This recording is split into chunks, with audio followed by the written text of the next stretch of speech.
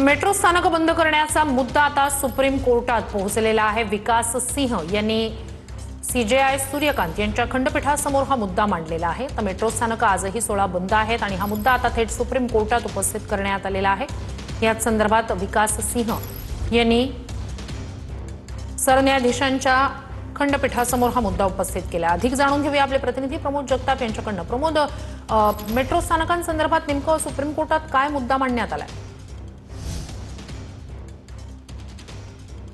Shruti, supreme court bar असोसिएशनचे अध्यक्ष विकास सिंग यांनी सुप्रीम कोर्टामध्ये याचिका दाखल केलेली आहे आणि त्यांनी सकाळी ज्यावेळी सुप्रीम कोर्टाचं कामकाज सुरू झालं त्यावेळी सरन्यायाधीश सूर्यकांत यांच्यासमोर हा मुद्दा उपस्थित केला की कालपासून दिल्लीतील मेट्रो स्टेशन जे आहेत ती बंद केली गेलेली आहेत आणि त्या बंद केल्याचा मनस्ताप अनेकांना सहन करावा लागतोय।